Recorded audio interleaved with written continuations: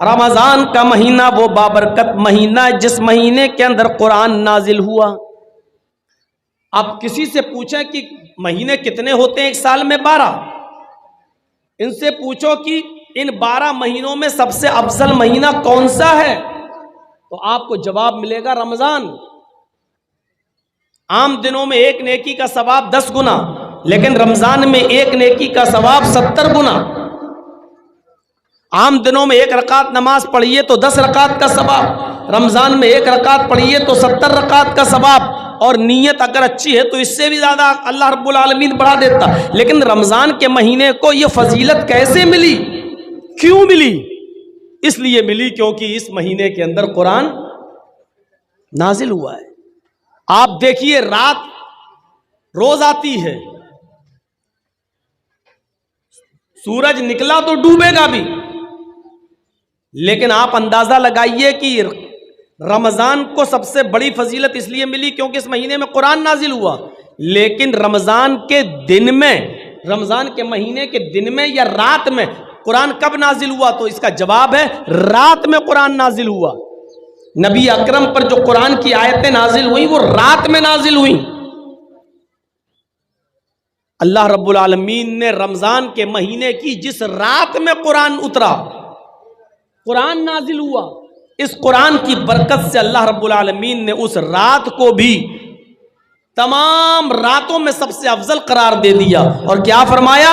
اِنَّا أَنزَلْنَاهُ فِي لَيْلَةِ الْقَدْرِ، ہم نے اس قرآن کریم کو لیلۃ القدر میں، رمضان کی طاق راتوں میں سے کسی ایک رات میں اتارا۔ وَمَا أَدْرَاكَ مَا لَيْلَةُ الْقَدْرِ، اور تمہیں کیا معلوم کہ لیلۃ القدر کیا ہے؟ جس رات میں ہم نے اس قرآن کریم کو نازل کیا، اس قرآن کے نازل ہونے کی وجہ سے اللہ رب العالمین نے اس رات کو 1000 مہینوں کی عبادت سے زیادہ فضیلت عطا فرما دی۔ لیلۃ القدر خیر من الف شہر، اس رات کا جاگ لینا 1000 مہینوں کی عبادت سے زیادہ بہتر ہے۔ 1000 مہینوں کی عبادت ایک طرف، اور اس ایک رات کی عبادت ایک طرف، اور اس ایک رات کی عبادت 1000 مہینوں کی عبادت سے زیادہ افضل۔ اب آپ اندازہ لگائیے اس رات کو یہ فضیلت کیوں ملی؟ قرآن کریم کی برکت سے۔ آپ ان بچوں کو معمولی مت سمجھیے، جنہوں نے حفظ کیا ہے یہ وہ بچے ہیں جب زمین پر چلتے ہیں تو رب کعبہ کی قسم یہ ننگی زمین پر نہیں چلتے، ان کے قدم کو زمین پر رکھنے سے پہلے فرشتے اپنے پر بچھا دیتے ہیں۔ سمندر کی مچھلیاں قرآن کا علم حاصل کرنے والوں کے لیے سمندر میں دعا کرتی ہے، آسمان کے فرشتے ان کے لیے رحمت کی دعا کرتے ہیں۔ غور کیجئے، یہ قرآن جس شہر میں نازل ہوا اللہ نے اس کو ام القری بنا دیا۔ قرآن جس مہینے میں نازل ہوا اللہ نے سید الشہور بنا دیا۔ قرآن جس رات میں نازل ہوا اللہ نے اس رات کو لیلۃ القدر خیر من الف شہر بنا دیا، 1000 مہینوں کی عبادت سے زیادہ بہتر۔ یہ قرآن جو فرشتہ لے کر آیا، وہی فرشتہ تورات بھی لے کر آیا تھا، وہی فرشتہ زبور بھی لے کے آیا تھا، وہی فرشتہ انجیل بھی عیسیٰ پر لے کر آیا تھا، لیکن اس وقت وہ ایک معمولی فرشتہ تھا، وہ صرف فرشتہ کہلاتا تھا۔ لیکن جب اللہ نے قرآن دے کر اس فرشتے کے ہاتھوں محمد الرسول اللہ صلی اللہ علیہ وسلم کے پاس بھیجا، اور غار حرا میں اقرا بسم ربک الذی خلق خلق الانسان من علق، قرآن کی یہ آیتیں دے کر جب اللہ رب العالمین نے اس فرشتے کو بھیجا تو اس دن کی تاریخ سے اللہ رب العالمین نے اس فرشتے کو سید الملائکہ، تمام فرشتوں کا سردار بنا دیا۔ تمام فرشتوں کا سردار کون ہے؟ جبرائیل علیہ السلام۔ کیوں ان کو تمام فرشتوں کا سردار کیوں بنایا؟ کیونکہ یہ قرآن کریم لے کر آئے تھے جناب محمد رسول اللہ صلی اللہ علیہ وسلم پر۔ نبی سب برابر ہیں، کسی پر تورات اتری، کسی پر زبور اتری، کسی پر انجیل اتری، لیکن اللہ رب العالمین نے جب قرآن نازل کیا اور جس نبی کے اوپر قرآن اتارا، اس قرآن کی برکت سے اللہ نے اس نبی کو سید الانبیاء بنا دیا۔ ہم سوچ رہے ہیں, اندازہ لگا سکتے ہیں, سید الانبیاء, تمام نبیوں کا سردار,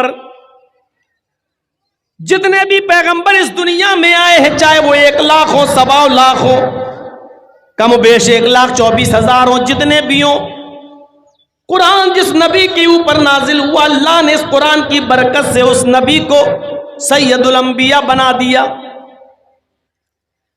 اور یہ قرآن جس امت نے پکڑا اور پڑھا اور سیکھا, اپنے کنٹھسٹ کیا, اس پر عمل کیا, تو اللہ نے اس کو خیر امت بنا دیا. کنتم خیر امت, تم سب سے بہتر امت ہو. دنیا میں بہت سی امتیں, بہت سی قومیں, لیکن تمہیں سب سے بہتر قوم بنایا جا رہا ہے, اس لیے کیونکہ تم قرآن کو پڑھتے ہو اور قرآن کے مطابق تم دوسروں کو نیکی کا حکم دیتے ہو اور برائیوں سے لوگوں کو روکتے ہو. کنتم خیر امہ, قرآن جس امت نے پکڑا اس کو خیر امت کہہ دیا. جب قرآن شہروں کی حیثیت بدلتا ہے, فرشتے کی حیثیت بدلتا ہے, مہینے کی حیثیت بدلتا ہے, رات کی حیثیت بدل رہا ہے, تو ایسا کیسے ہو سکتا ہے جو قرآن پڑھائے اس کا مقام نہ بدلے اور جو قرآن پڑھے اس کا مقام نہ بدلے؟ ایسا کیسے ہو سکتا ہے؟ اس لیے اللہ کے نبی نے فرمایا خیرکم من تعلم القرآن وعلمہ, تم میں سب سے بہتر وہ ہے جو قرآن کو خود پڑھتا ہے اور دوسرے کو پڑھاتا ہے, جو خود سیکھتا اور دوسرے کو سکھاتا ہے. یہ ہے قرآن کا مقام, یہ ہے قرآن کا مرتبہ, یہ ہے قرآن کی حیثیت جس نے دنیا کی تمام چیزوں کی حیثیتوں کو بدل دیا. اللہ کے نبی فرماتے ہیں ان اللہ یرفع عن ھذا القرآن اقواما ویضع بہ الاخرین, اس قرآن پر عمل کرنے کی وجہ سے اللہ رب العالمین بہت سی قوموں کو ترقی دیتا ہے, عروج پر پہنچا دیتا ہے, ثریا عطا فرماتا ہے, اور قرآن چھوڑ دینے کی وجہ سے اللہ رب العالمین بہت سی قوموں کو ذلیل کر دیتا ہے, رسوا کر دیتا ہے, بہت سی قوموں کو نیست و نابود کر دیتا ہے. یہی قرآن ہے جس کی وجہ سے اللہ قوموں کو عزت بخشتا ہے, یہی قرآن ہے جس کی وجہ سے اللہ رب العالمین اگر چھوڑتا ہے کوئی اس پر عمل نہیں کرتا تو اس کی وجہ سے قوموں کو ذلیل کر دیتا ہے. قرآن جو سنتا تھا اس کے دل کی دنیا بدل جاتی تھی.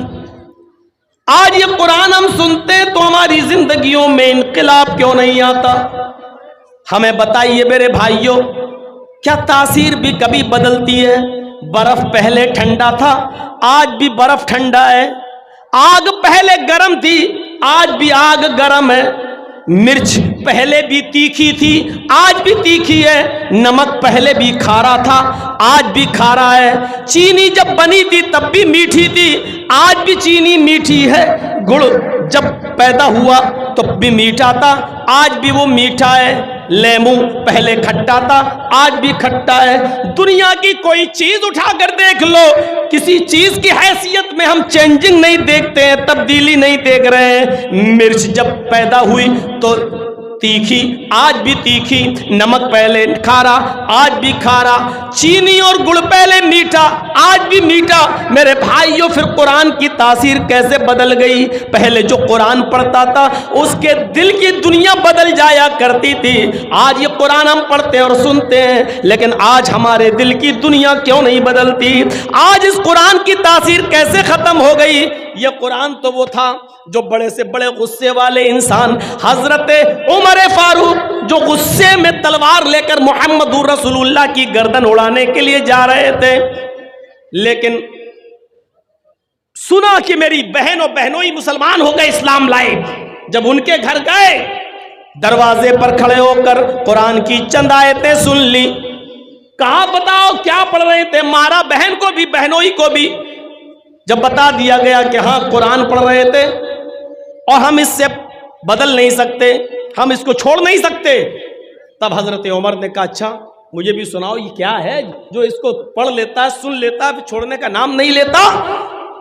چند آیتیں قرآن کی سنی, ایک آیت دو آیت مشکل سے 3 آیتیں ہی پڑھی تھیں, اور عمر فاروق نے 3 آیتیں ہی سنی تھی. چیخ پڑے, نہیں نہیں، یہ قرآن کسی انسان کا کلام نہیں ہو سکتا، یہ قرآن کسی انسان کا کلام نہیں ہو سکتا ہے۔ آئے میری بہن، آئے میرے بہنوئی، مجھے بھی اس ذات کے پاس لے چلو جس کے اوپر یہ قرآن نازل ہوا ہے، یعنی محمد الرسول اللہ صلی اللہ علیہ وسلم کے پاس لے کر چلو۔ جب حضرت عمر کو نبی اکرم کے پاس لایا گیا تو یہی عمر قرآن کی چند آیتیں سن کر محمد رسول اللہ کے ہاتھ پر بیعت کر کے اسلام لے آتے ہیں۔ قرآن کی چند آیتیں کوئی سن لیتا تھا، دل کی دنیا بدل جاتی تھی۔ آج کیا ہو گیا ہم قرآن سنتے ہیں لیکن ہماری دل کی دنیا نہیں بدلتی ہے۔ یہی قرآن ہے۔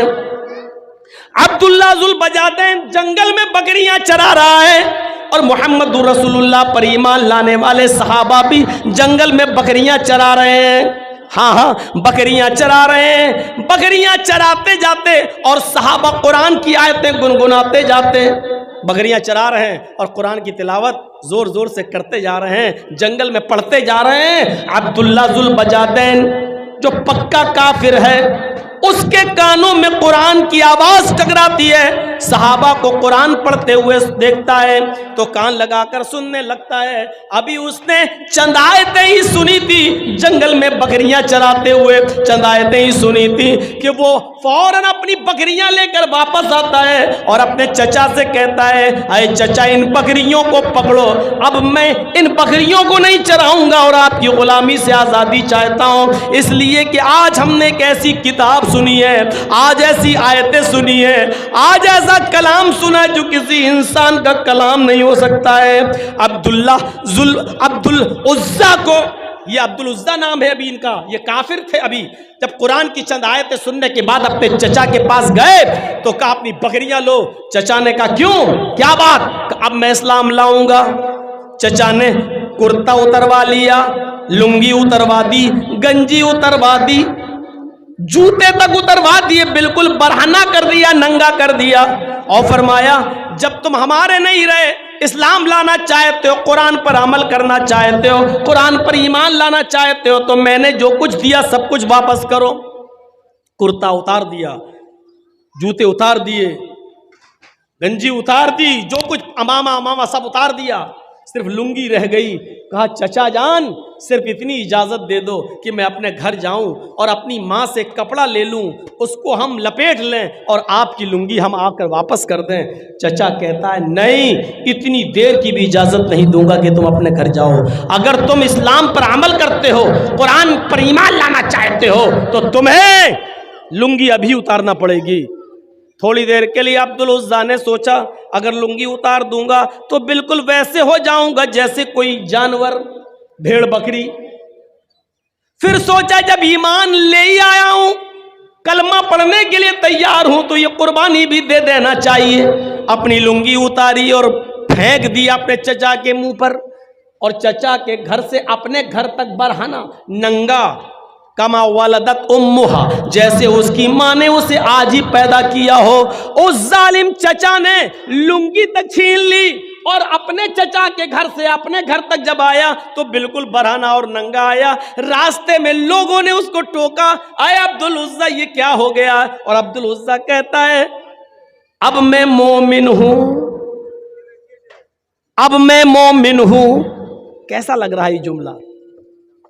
اب میں مومن ہوں، یعنی ساری چیزیں اتار دی، اب میں مومن ہوں، یعنی ایمان قربانی مانگ رہا ہے۔ میں نے اپنے کپڑوں کی، جوتے کی، گنجی کی، یہاں تک کہ لنگی تک کی قربانی دے دی کیونکہ اب میں مومن ہوں۔ میرے بھائیوں ذرا تصور کرو کہ اس حال میں اب میں مومن ہوں کیسا لگ رہا ہے۔ آپ تو اپنی نیند کی قربانی دے کر مسجد میں نہیں آ سکتے ہو، آپ تو ہوٹل پہ چائے پینے بیٹھ گئے اور اذان ہو رہی ہے تو ابھی چائے بنی نہیں ہے، لیکن آپ کو معلوم ہے جب تک چائے پیئیں گے جماعت نکل جائے گی، لیکن آپ چائے کی قربانی نہیں دے سکتے ہو مسجد کے لیے۔ اذان کی آواز سن کر ہم مسجد کی طرف نہیں آ سکتے ہیں، ہم دکان پہ بیٹھے ہیں اور اذان کی آواز آ رہی ہے، ہم دکان کی قربانی نہیں دے سکتے ہیں، اور پوچھو تو کہیں گے ہم مومن ہیں، ہم مومن ہیں۔ ایمان قربانی مانگتا ہے، قربانی۔ چچا نے اتنا ہی کہا تھا، اگر تم قرآن پر ایمان لانا چاہتے ہو تو لنگی بھی اتار دو. اور اس نے اجازت اتنی مانگی تھی بس کہ مجھے گھر تک جانے کی اجازت دے دو, صرف لنگی تو ہے, چادر پہن لیں گے اور آپ کی لنگی آپ کو دے دیں گے. کہا کہ نہیں, اگر قرآن پر عمل کرتے ہو, ایمان لانا چاہتے ہو تو لنگی بھی اتارو. اور اس نے پھر لنگی بھی اتارو. ایمان قربانی مانگتا ہے, قربانی. کیسا لگ رہا ہے اس حال میں عبد العزیٰ کا ایمان. بہرحال جب وہ اپنے گھر پہ جاتا, دروازے کو دستک دیتا, ماں نے دروازہ کھولا. ماں نے دروازہ کھولا تو کیا دیکھا, میرا بیٹا ننگا. بڑا تھا عبد العزیٰ, اس لیے سر گھما لیا. بیٹے اس حال میں تم اپنی ماں کے سامنے آئے ہو, کیا ہوا؟ میرے دیور نے, تمہارے چچا نے تمہارے ساتھ یہ سلوک کیوں کیا؟ عبد العزیٰ کہتا, ماں اس لیے کیونکہ میں ایمان لا رہا ہوں, میں قرآن کو ماننا چاہتا ہوں, میں اسلام لانا چاہتا ہوں. میں نے قرآن کی آیتیں سنی, میرا دل آیا ہے, میں قرآن کریم پر عمل کروں گا. ماں وہ کسی انسان کا کلام نہیں, وہ اللہ کا کلام ہے. ماں نے کہا اچھا تو تو اپنے باپ دادا کا دین چھوڑ دیا؟ کہا ماں باپ دادا کا دین ناقص تھا, ہم نے چھوڑ دیا, محمد کے دین پر ایمان لانے جا رہے ہیں. دروازہ بند کر دیا ماں نے. اگر تو محمد کے رب پر ایمان لاتا ہے, قرآن پر ایمان لاتا ہے, تو میرے گھر کے دروازے بھی تیرے لیے بند. یہ وہ قرآن ہے جس کے لیے اس بیٹے نے اپنے ماں کا دروازہ بھی چھوڑ دیا. ماں میں تجھ سے گھر نہیں مانگ رہا ہوں, روم نہیں مانگ رہا ہوں, زمین نہیں مانگ رہا ہوں. جب تو نے مجھے بیٹا ماننے ہی سے انکار کر دیا ہے تو میں تجھ سے یہ ساری چیزیں کیوں لوں گا؟ ماں تو نے مجھے پیدا کیا ہے اور اب گھر کے دروازے سے باہر نکال رہی ہے, مجھے ایک چھوٹا سا کپڑا دے دے, کوئی چادر دے دے, بس اتنا دے دے کہ میں اس چادر کو, اس کپڑے کو پہن کر مکے سے مدینہ چلا جاؤں اور جناب محمد رسول اللہ کے ہاتھ پر ایمان لے آؤں. ماں نے کہا اچھا ٹھیک ہے. اندر گئی اور ایک چادر اٹھا کر اوپر سے پھینک دی, لے اب تیری شکل مجھے نہیں دکھنی چاہیے. یہ ہے قرآن پر ایمان, اپنے گھر کی بھی قربانی. اب کوئی گھوڑا نہیں ہے, کوئی اونٹ نہیں ہے, کوئی چیز نہیں ہے, چادر کے 2 ٹکڑے کر دیے. جو ماں نے چادر پھینکی اس کے 2 ٹکڑے کر دیے. ایک ٹکڑا پہن لیا اور دوسرا ٹکڑا اوپر ڈال لیا اور چل دیا مکے سے مدینہ. جن لوگوں نے حج یا عمرہ کیا ہوگا وہ اچھی طریقے سے جانتے ہوں گے, کوئی تقریباً 400 کلومیٹر کی دور. تصور کیجیے آپ, عبد العزیٰ کے پاس گھوڑا بھی نہیں ہے, اونٹ بھی نہیں ہے, اور مکے سے مدینہ پیدل چل رہا ہے. جہاں تھک جاتا اوپر کی چادر زمین پہ بچھا لیتا, بیٹھ جاتا. جہاں نیند آتی اسی جگہ سو جاتا. تھوڑا بہت ستو جو لے کے آیا تھا وہی کھاتا جا رہا ہے. پانی جہاں مل جاتا پی لیتا. رات کا سفر دن کا سفر, رات کا سفر دن کا سفر. چند دنوں کے سفر کرنے کے بعد مدینہ پہنچتا ہے. فجر کی نماز کا وقت ہے, مسجد نبوی میں گھس جاتا ہے اور منبر کے پاس چپکے سے اسی چادر کو اوڑھ کر بیٹھ جاتا ہے. اللہ کے نبی صلی اللہ علیہ وسلم نماز پڑھانے کے لیے فجر کی جب آتے ہیں, منبر کے پاس چھپے ہوئے, چپکے سے بیٹھے ہوئے اس آدمی پہ نظر پڑتی ہے جو چادر اوڑھ کر بیٹھا ہے. پوچھا ادھر کون؟ جواب دیا عبد العزیٰ. او عبد العزیٰ مکے سے آئے ہو؟ ہاں. کیسے آئے ہو؟ پیدل آیا ہوں. کیا کرنے آئے ہو؟ کہا آپ کو نبی ماننے کے لیے, قرآن کو آسمانی کتاب ماننے کے لیے. فرمایا پیدل چلے آئے ہو؟ کہاں چچا نے مجھے گھر سے نکال دیا, لنگی تک اتار دی, ننگا گھر تک آیا.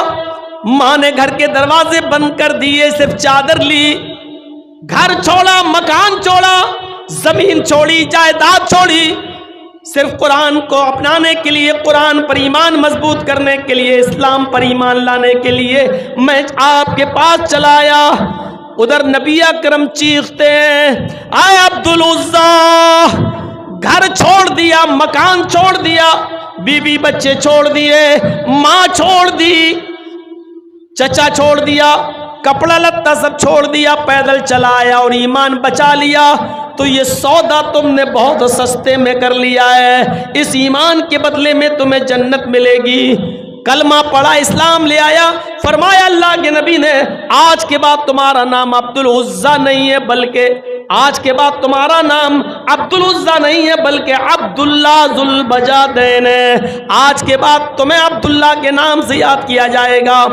یہ تھا عبداللہ جس نے جنگل میں صحابہ کرام کے منہ سے نکلنے والی آیتوں کو سنا تو ایمان لے آیا، اس کی دل کی دنیا بدل گئی۔ یہ قرآن کی تاثیر تھی، لیکن آج قرآن کی تاثیر کیسے بدل گئی؟ ابھی میں نے مثال دی، ان کھانے پینے کی چیزوں کی تاثیر نہیں بدلی، قرآن کی تاثیر کیسے بدل گئی؟ آج ہم پڑھتے ہیں، رمضان میں پورا پورا قرآن سنتے ہیں، کچھ مسجدوں میں ایک ہی رات میں پورا قرآن پڑھ لیا جاتا ہے، نئی دکان نئے مکان میں کرائے کے ٹٹوؤں کو بلا کر پورا قرآن ایک دن میں پڑھ لیا جاتا ہے۔ میں پوچھتا ہوں میرے بھائیوں، قرآن آج ہمارے حلق کے نیچے کیوں نہیں اتر رہا ہے؟ میں پوچھنا چاہتا ہوں قرآن کی تاثیر کیسے بدل گئی؟ یہ قرآن وہ قرآن تھا، یہ قرآن وہ کتاب تھی جو ڈنکے کی چوٹ پر اعلان کر رہی ہے کہ لو انزلنا ھذا القرآن علی جبل لرأیتہ خاشعا متصدعا من خشیۃ اللہ۔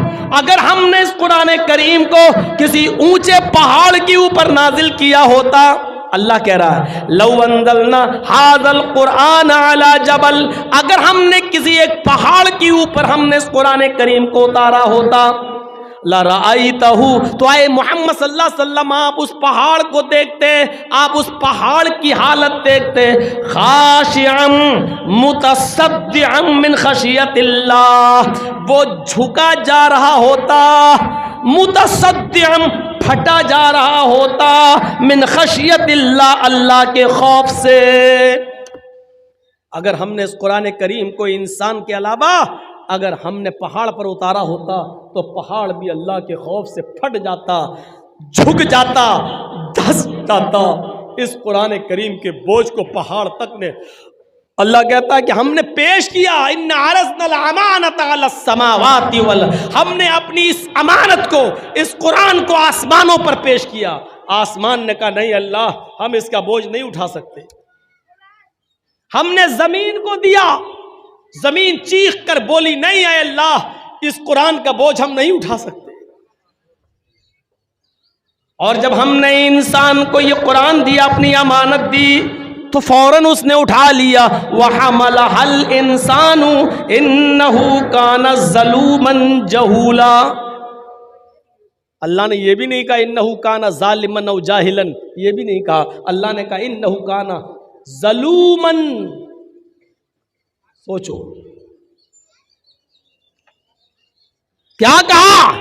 پہاڑ نے منع کر دیا، زمین نے منع کر دیا، آسمان نے اس قرآن کے بوجھ کو اٹھانے سے منع کر دیا۔ وَحَمَلَهَا الْإِنسَانُ إِنَّهُ كَانَ ظَالِمًا إِنَّهُ كَانَ ظَلُومًا، اے انسان تو کتنا بڑا ظالم ہے، ظلوم اس میں مبالغہ، کتنا بڑا ظالم ہے، کتنا بڑا جاہل ہے، تجھے دیا اور تو نے فوراً اٹھا لیا۔ یہ بھی نہیں سمجھ پایا کہ اس کی ذمہ داری کتنی بڑی ہے، اٹھا تو لیا لیکن تو اس کی ذمہ داری کو نبھا نہیں سکا۔ سوچو میرے پیارے بھائیوں، یہ قرآن جو پہاڑ نے، زمین نے، آسمان نے لینے سے انکار کر دیا، اس کی ذمہ داری انسان نے لے لی اور پھر عمل نہیں کر پایا۔ یہ قرآن وہ کتاب ہے جو چیخ کر ڈنکے کی چوٹ پر اعلان کر رہی ہے، چیخ چیخ کر کہہ رہی ہے، سنو، چیلنج کر رہی ہے دنیا والوں کو۔ اللہ رب العالمین نے فرمایا وَإِن كُنتُمْ فِي رَيْبٍ مِّمَّا نَزَّلْنَا عَلَىٰ عَبْدِنَا فَأْتُوا بِسُورَةٍ مِّن مِّثْلِهِ وَادْعُوا شُهَدَاءَكُمْ، آئے لوگو اگر تمہیں اس کتاب کے بارے میں، اس قرآن کے بارے میں ذرہ برابر رائی کے دانے کے برابر بھی اگر شک ہے، ذرہ برابر بھی سرسوں کے دانے کے برابر بھی اگر شک ہے، یہ محمد نے اپنے پاس سے بنا لی. اگر تمہیں ڈاؤٹ ہے کہ یہ اللہ کی طرف سے نازل کی ہوئی کتاب نہیں ہے، یہ محمد اور اس کے ساتھیوں نے بنا لی، اگر تم یہ سمجھتے ہو تو میں تمہیں چیلنج دیتا ہوں، فَأْتُوا بِسُورَةٍ مِّن مِّثْلِهِ، تو قرآن کی سورت کی طرح ایک ہی سورت بنا لاؤ. فَأْتُوا بِسُورَةٍ مِّن مِّثْلِهِ، قرآن کی کسی ایک سورت کی طرح کوئی سورت بنا دو، جاؤ بنا کر دکھاؤ. قرآن کا یہ چیلنج 1400 سال پہلے بھی تھا، قرآن کا یہ چیلنج 1400 سال کے بعد آج بھی موجود ہے. آج بھی بہت سے یہودی عرب ممالک کے اندر عربی بولتے ہیں. آج بھی بہت سے یہودی، چلے جائیے شام میں، چلے جائیے اردن میں، چلے جائیے الجزائر میں، چلے جائیے سعودی عرب کو چھوڑ کر آپ اور دوسرے عربی ممالک میں چلے جائیے، وہاں آج بھی عربی بولنے والے یہودی، عربی بولنے والے عیسائی آج بھی موجود ہیں. قرآن کریم کا یہ چیلنج ان کو بھی ہے. تم تو عربی سمجھتے ہو، تم تو عربی بولتے ہو، جاؤ تم قرآن کی سورت کی طرح کوئی ایک سورت بنا کے لے آؤ. لیکن وہ عربی جاننے والے یہودی، عربی جاننے والے عیسائی بھی قرآن کی سورت کی طرح کوئی سورت نہیں بنا سکے. آج تک یہ چیلنج قبول نہیں کر پائے. سوچئے، اور کائنات کی صبح تک، قیامت کی صبح تک کوئی بھی شخص قرآن کی صورت، ایک بھی صورت کی طرح کوئی صورت نہیں بنا سکتا. اور سورہ بقرہ کی طرح 2.5 پارے کی صورت نہیں کہا اللہ تعالیٰ نے، بِسُورَةٍ نکرہ استعمال کیا. چھوٹی سے چھوٹی قرآن کی صورت کی طرح کوئی صورت بنا کے دکھا دو. اور قرآن کی سب سے چھوٹی صورت کون سی ہے؟ اِنَّا أَعْطَيْنَاكَ الْكَوْثَرَ فَصَلِّ لِرَبِّكَ وَانْحَرْ إِنَّ شَانِئَكَ هُوَ الْأَبْتَرُ. اللہ چیلنج دے رہا ہے، 2.5 پارے کی صورت سورہ بقرہ کی طرح نہیں، اس صورت اِنَّا أَعْطَيْنَاكَ الْكَوْثَرَ فَصَلِّ لِرَبِّكَ وَانْحَرْ إِنَّ شَانِئَكَ هُوَ الْأَبْتَرُ. جاؤ اتنی چھوٹی صورت کی طرح کوئی صورت لے آؤ. نہیں لا پائے، آج تک نہیں لا پائے. اور ایک بار مقابلہ ہوتا تھا عرب کے اندر، مقابلہ ہوتا تھا شعر و شاعری کا. آج کسی شاعر نے کوئی شعر لکھا اور دوسرا شاعر دوسرے دن اس کا جواب میں دوسرا شعر لکھ دیتا تھا. اگر اس کا شعر اچھا ہو گیا تو جس کا شعر اچھا ہوتا تھا اس کو ایوارڈ دیا جاتا تھا، اور جس کا شعر کمزور پڑ جاتا تھا اس کو کچھ نہیں ملتا تھا. یہ مقابلہ ہوتے ہوتے ہوتے ہوتے ایک دن حسان ابن ثابت خانہ کعبہ میں چلے گئے اور رات کے اندر قرآن کی یہ 3 آیتیں لکھائے، اِنَّا أَعْطَيْنَاكَ الْكَوْثَرَ فَصَلِّ لِرَبِّكَ وَانْحَرْ إِنَّ شَانِئَكَ هُوَ الْأَبْتَرُ. اور نیچے لکھ دیا حسان ابن ثابت، یعنی یہ اشعار، یہ شعر حسان ابن ثابت کے ہیں. اب اس سے اچھا کوئی شعر بنا کر دکھاؤ تم. اب دوسرے دن جو لوگ آئے کہنے لگے ہیں حسان ابن ثابت نے یہ کون سا شعر بنایا، اِنَّا أَعْطَيْنَاكَ الْكَوْثَرَ فَصَلِّ لِرَبِّكَ وَانْحَرْ إِنَّ شَانِئَكَ هُوَ الْأَبْتَرُ. یہ کیسی شاعری ہے یار. پھر کہتے ہیں یار شاعری تو صحیح لگ رہی ہے کیونکہ ہر چیز رے پہ ختم ہو رہی ہے. اِنَّا أَعْطَيْنَاكَ الْكَوْثَرَ فَصَلِّ لِرَبِّكَ وَانْحَرْ إِنَّ شَانِئَكَ هُوَ الْأَبْتَرُ. یار وزن تو صحیح بیٹھ رہا ہے لیکن یہ شعر لگ نہیں رہا ہے، کیونکہ 2 لائن کا ایک شعر ہوتا ہے. اگر 2 لائن کا ایک شعر ہوتا ہے تو 4 لائنیں ہونی چاہیے، اس میں 3 ہی لائنیں ہیں. اب وہ اس کا جواب میں کوئی شعر بنانا چاہ رہے ہیں تو بن ہی نہیں رہا ہے. مجمع اکٹھا کیا جاتا ہے اور کہا جاتا ہے کسی شاعر کے پاس جب اس کا جواب نہیں ہے تو حسان ابن ثابت کو انعام دو. ایک شاعر اٹھتا اور کہتا ہے مجھے 1 دن کی مہلت اور دے دو، 1 رات کی مہلت اور دے دو، کل صبح تک میں اس کا جواب لکھ لوں گا اور کل اس سے اچھا شعر لکھ کے دکھاؤں گا. کہا ٹھیک ہے. 24 گھنٹے کی مہلت مل گئی. وہ صبح سے شام تک دماغ لگاتا رہا، لیکن جہاں اس کا جواب دینے کی کوشش کرتا خود پھنس جاتا. نہیں اس میں تو ہم پھنس رہے ہیں. پھر جواب دینے کی کوشش کرتا، نہیں پھنس رہے ہیں. اس نے رات بھر کھوپڑی لگائی لیکن جواب نہیں آیا. تو پھر آخر میں اس نے کیا کیا، ایک چوتھی لائن انہی 3 لائنوں کے پیچھے، 3 لائنوں کے نیچے ایک چوتھی لائن اس نے اپنی طرف سے لکھی۔ صبح ہو کے جب لوگ آئے، پوچھا کہ بولو کچھ کیا، جواب دیا کہ ہاں دیا۔ کہا کیا جواب دیا؟ کہا کہ حسان ابن ثابت کے اشعار کمپلیٹ نہیں تھے، 2 لائن کا ایک شعر ہوتا ہے، وہ 3 لائنیں تھیں، اس لیے میں نے چوتھی لائن بڑھا کر 2 شعر بنا دیے ہیں۔ 2 لائن کا ایک شعر تو 4 لائنوں کے 2 شعر، میں نے چوتھی لائن اپنی طرف سے بڑھا دی جو ناقص تھی، جو کمزور تھی، یعنی وہ اشعار جو حسان ابن ثابت نے بنائے وہ کمزور تھے، میں نے اس کو مکمل کر دیا۔ جب لوگ اندر جاتے ہیں تو کیا دیکھتے ہیں؟ انا اعطیناک کل کوثر فصل لربک وانحر ان شانئک هو الابتر، تو اپنی جگہ پر لکھا ہے، لیکن اس شاعر نے حسان ابن ثابت کے ان 3 اشعار کے نیچے جو لائن بڑھائی تھی اس میں اس نے اپنی کمزوری کا اعتراف کیا تھا، اور اس نے چوتھی لائن میں یہ لکھا تھا ما ھذا کلام البشر، اس نے بھی چوتھی لائن رے پہ ختم کر دی۔ انا اعطیناک الکوثر فصل لربک وانحر ان شانئک ھو الابتر، اس شاعر نے نیچے لکھ دیا ما ھذا کلام البشر، یعنی اوپر والی یہ 3 لائنیں کسی انسان کا شعر ہو ہی نہیں سکتی، کسی انسان کا کلام ہو ہی نہیں سکتا۔ حسان جھوٹ بول رہے ہیں، یہ حسان کے اشعار ہیں ہی نہیں، یہ تو کسی انسان کا کلام لگ ہی نہیں رہا۔